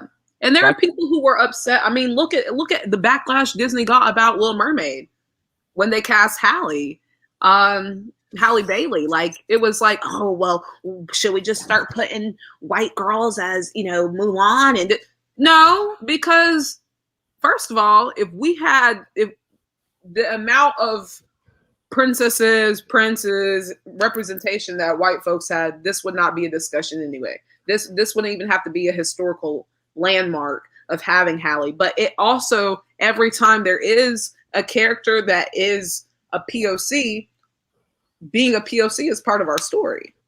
You can't have a white as that doesn't even make sense. A mixed race friend of mine asked me what I thought, like when the casting was announced, and Little Mermaid and Ariel's some of my favorite characters, some of my favorite movies and songs. And they're like, "What do you think about that?" I'm like, "As long as she can sing, I don't care." Thank you, Brandy. Very well. on Disney Plus right now, Black Cinderella.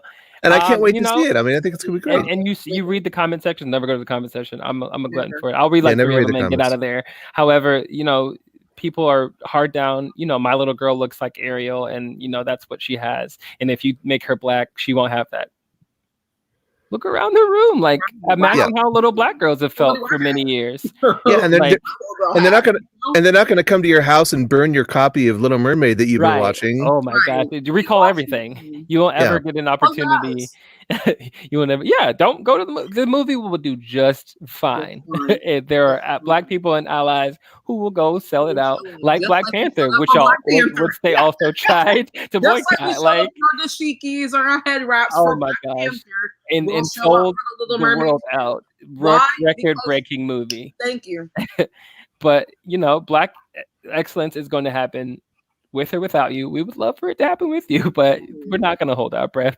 However, let's talk about us really quick, MJ. Yeah, let's do that, because I know we're keeping mindful of the time. But us during that year of HHN, shout out to Jordan Peele.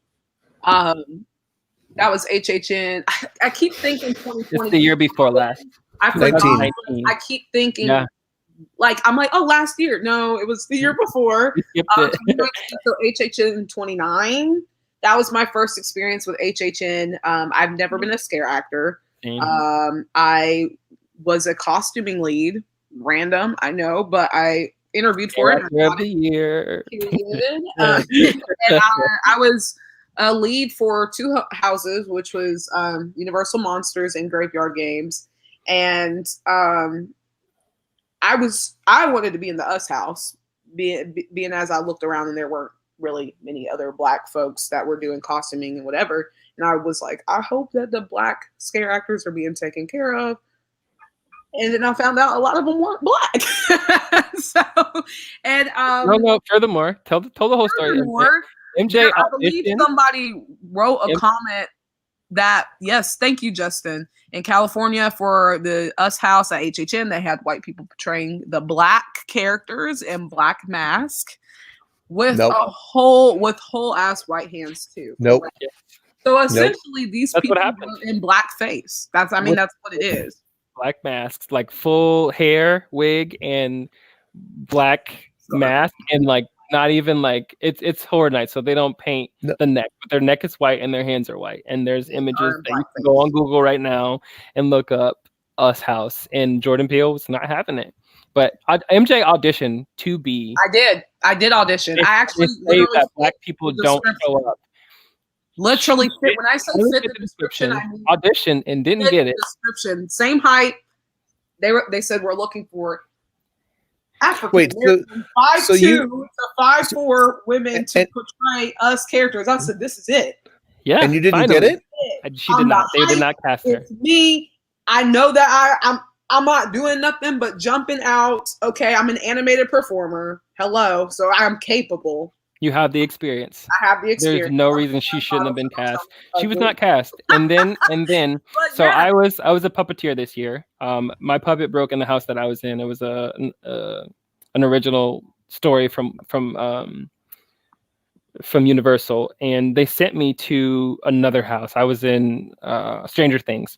And Stranger Things broke in the same very large soundstage with all the other houses, and I got to sit around all the people in red jumpsuits. I got to sit around everyone who was cast in that house. And I remember early on in the run, we I think they call it fire crew, which means you're cast to do whatever the park needed that night. And I was sitting in my house, my original house, and a Black individual came over to be, I was a gladiator. He came to be a gladiator with me because one of the people who originally in my cast didn't make it that night. And he said, I'm from the Us house. And he was there multiple nights.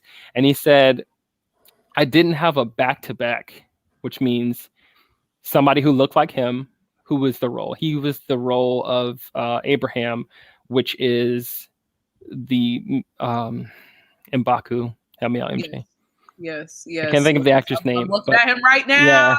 Yeah. Winston. So Winston is, you want to, we can get crazy. He was the main character, Lupita's husband in the movie.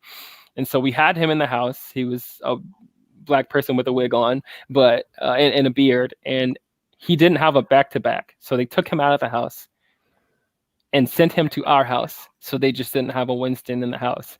And I was just like, you all couldn't find two Black people. And I know in one of our escorts who literally looks. Yes.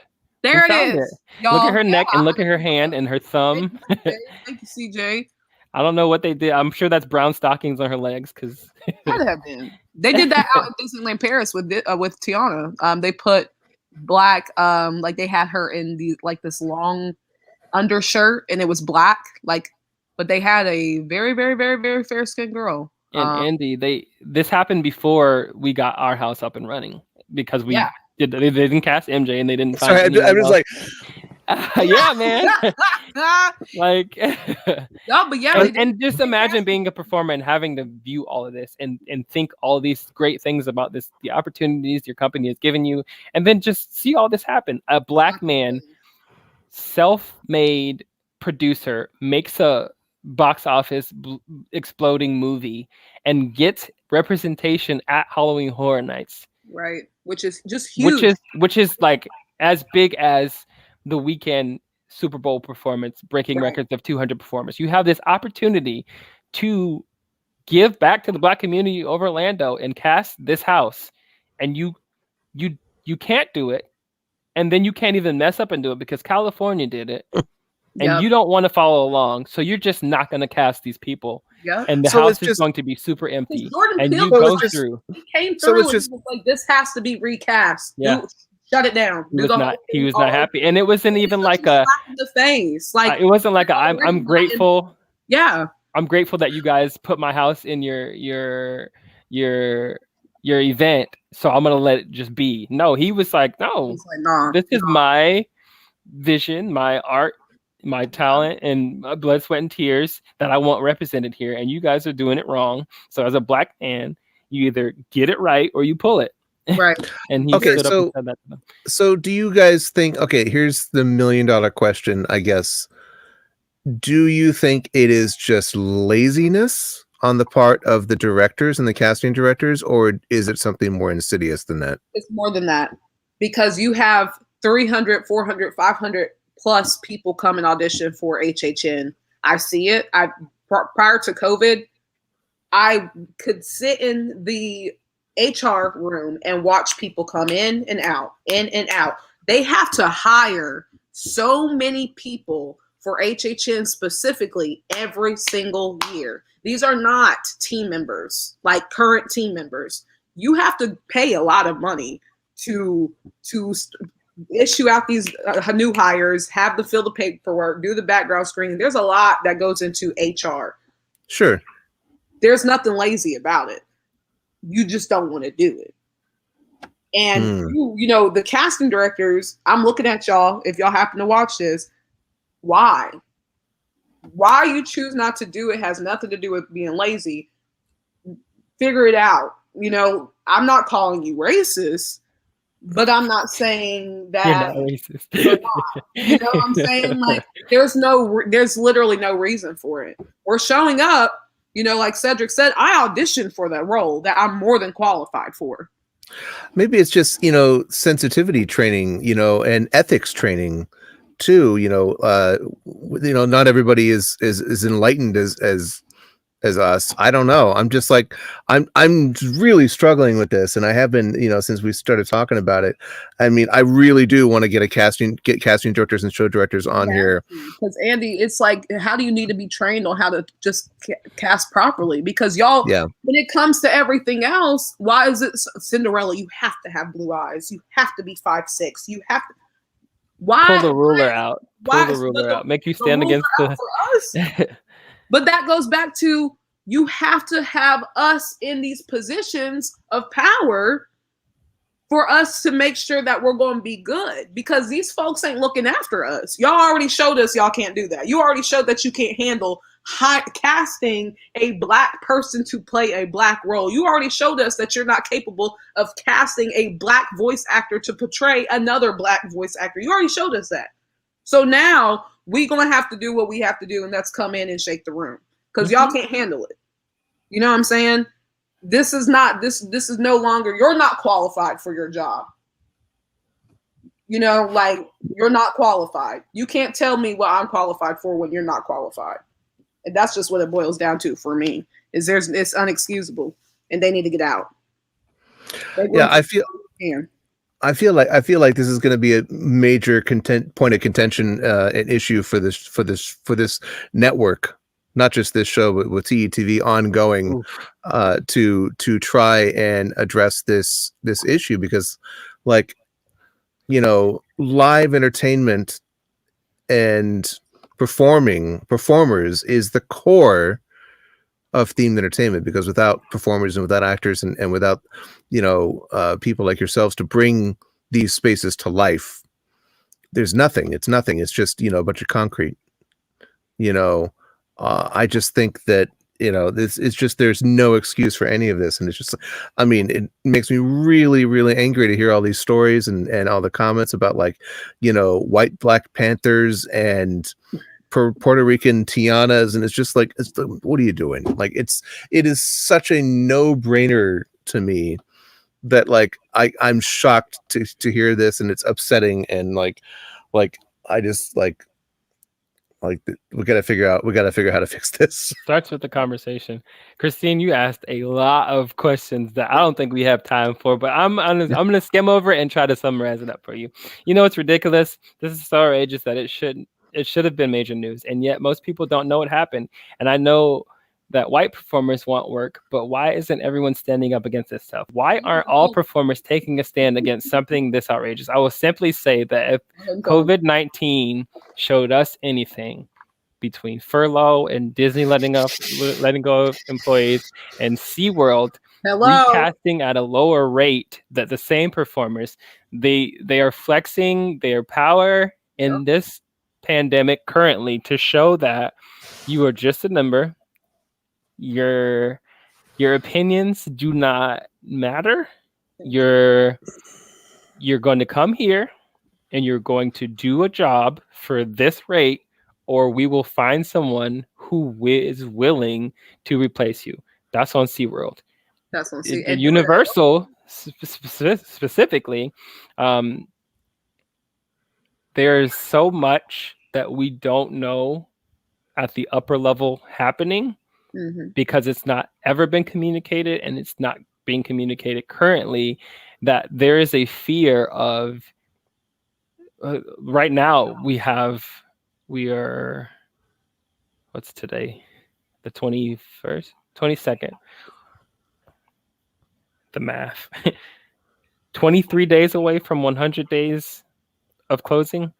So we have furlough. March 15th was when we closed. We have 100 days that our employees will be 100 days of furlough, and there are rules about being furloughed for that long as far as what a company needs to do to keep you.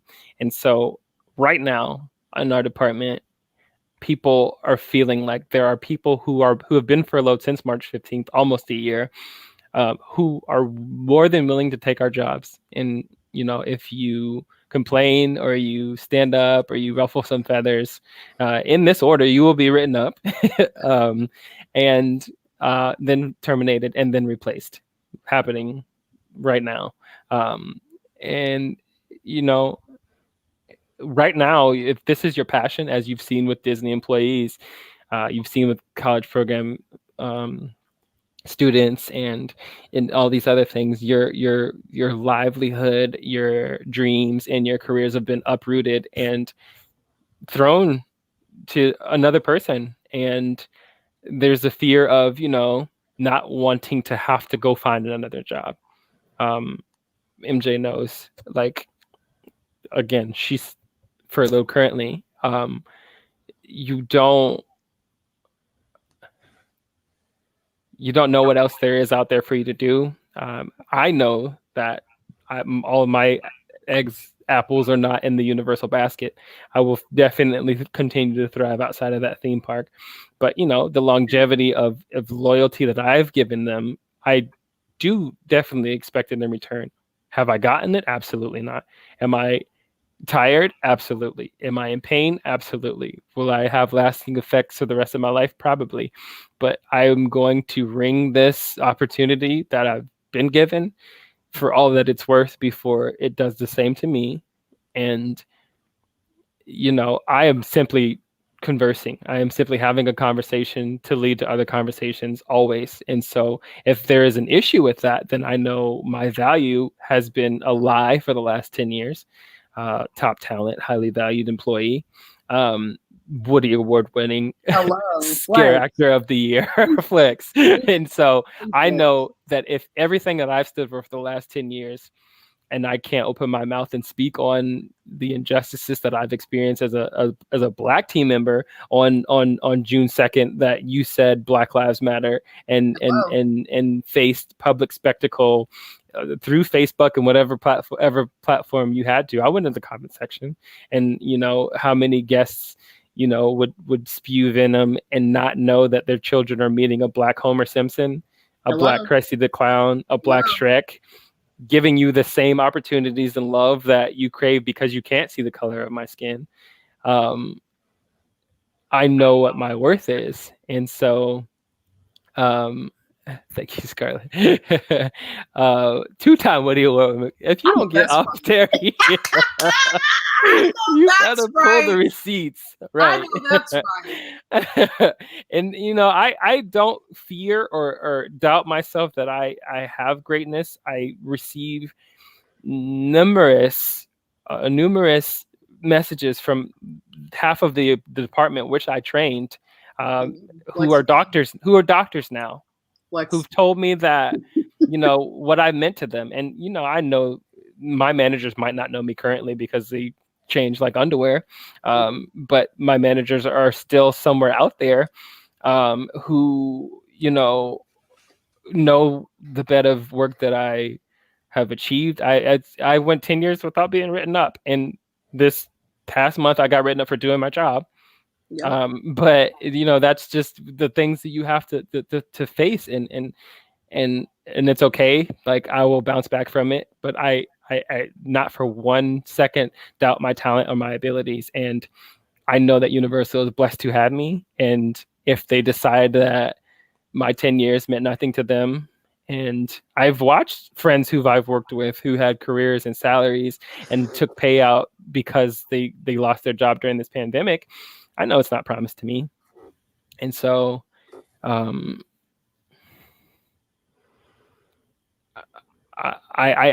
Christine, it's unfortunate that a lot of people are feeling that. Like, I talk daily to my coworkers who are exhausted, who feel unheard and unrepresented, and because they have in the past, they feel like they don't have a voice now.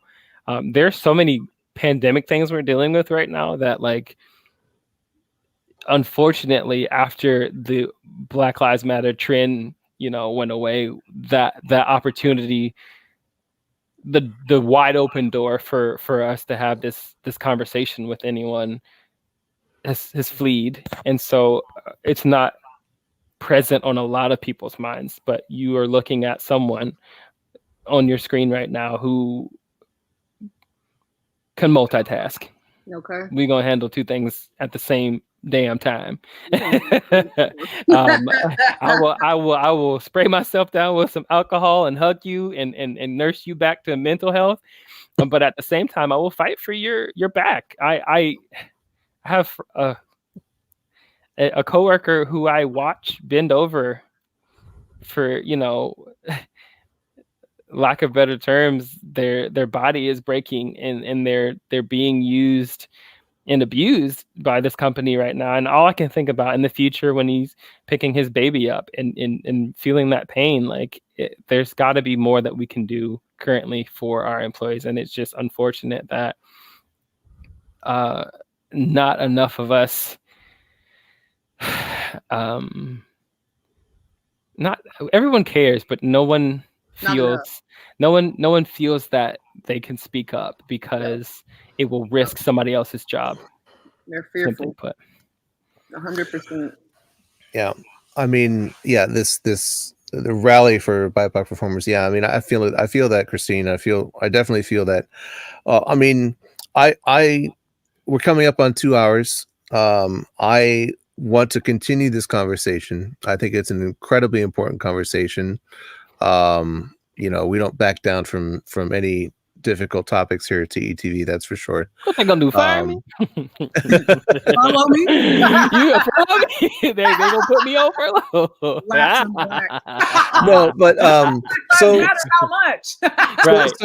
So okay, so next week we start Women's History Month, which is gonna be great. I may not even be hosting my own show next month, which could be great. You're not a woman, dude. You're not a woman. But no, I mean, because it says he, it's controversial. And him. Yeah, there's that. There's a thing. Y'all can't see it though. Right. Yeah. No, but I think that this is definitely a conversation I want to continue in April with you guys. And I'm going to think about, and I want to continue talking with you guys offline, not just after the show tonight, but I mean, like, over the coming weeks, as to what I want to start coming up with some real solutions, some real ideas, how we can start to affect change. How I can use any influence that I have. I've been working in music and entertainment and themed entertainment for 25 years now. Surely I know people who can come on and talk to us about this. Huh? You mentioned one earlier. I didn't even know you had one. Yeah, that's something I just should have thought of weeks ago. I think I want to. This is a really important conversation. I think that I think it was Christine maybe in the comments that said, I couldn't believe that this wasn't big news. Yeah, and I can't either. We're gonna handle it first before we got you got the behind the scenes before maybe. Right. Like, only 12 of y'all on Facebook. Yeah, and we have so much other stuff that we want to talk about along these lines, and I think there's definitely enough for 10 more shows. Yeah. But one thing that occurred to me while we were talking, while we were I want to close with this. One of the things that we didn't get to was the issue of like, why isn't there like a Wakanda in one of the Disney parks? And people just like, oh, you should put it in Animal Kingdom, and just like, no, that's not how Animal Kingdom works. And I was just like, and then it just occurred to me like, oh my God, why don't they just redo Tomorrowland as Wakanda and just be like, that's Tomorrowland now. Listen, it's Wakanda. We don't need the bare Afrofuturism. Right, we don't need the bare bones of any entity to be replaced. Right, we can start fresh on our own if you believe in the power of the black dollar and the ally dollar. The Tiana thing too with the ride is I was like, okay, but like you're saying, like we don't need that. We have the opportunity to have something fresh, brand new. You're not doing us a service by replacing something. It was already there. It's been there. Get rid of it, but don't get rid of it and from the ashes rises Wakanda. Like, no, that's we want the same foundation that you broke for your park to be put in to creating Wakanda and an outlet for so many African Americans, so many Black people to thrive in the theme park community. Like Universal can't, unfortunately. They sold. Why not just start a Wakanda theme park? Why not? Let me talk to Ryan Coogler. Let me get on Black Panther 2 real quick and see what we can't do it. Why not? Well, before we go, MJ, we got to plug your book. You've got a wonderful. You've got a wonderful children's book. CJ, can we go ahead? She said, "Y'all know I'm furloughed by." Hey, MJ, I like your hair. Thank you. Look at that. Look like a whole Martin Luther. Oh, get a room, you guys. I'm sorry. Please go buy my book. Please go buy my book. Broke. I Love Your Skin. It's a brief introduction to colorism for the kids, y'all. This is a children's book, but this is something that we can all learn from. I do not use the words Black or white in the book because colorism exists in a multitude of communities, and loving your skin is something that we all can do. No matter who you are, what you look like, what size you are, what your ethnic background is, your genetic makeup, if you have a disability, if you don't, if you're non-binary, if you're male, female identifying, please go buy my book and give it to someone if you don't feel like it's beneficial for you. But it is, because we can all have some self-acceptance. Thank you. Wow. What? I have a feeling like when we come back, when we have you guys back on the show again, you guys are going to be in the same room together. I know it. We always do. Power to April. Thank you, you guys. Thank you so much, Cedric and MJ. Stick around. As you know, we have the after party in the green room. Y'all aren't invited. And not invited. Andy, thank you so much. Thank you guys, and we'll definitely see you again soon. And thank you all for watching. Thank you for your amazing comments. Bye, Terry. Bye, Miranda. Thanks for being on the show. No, we'll see you. I don't think I may not see you all in my audience, our audience. I think we're gonna try to have some of our ladies host this show next month for Women's History Month. I'll be in the comments like Patrick. Yeah, exactly. Just hanging out, lurking. All right. You know. Thank you all so much, and we'll see you next time. Love you guys. Thank y'all for showing up.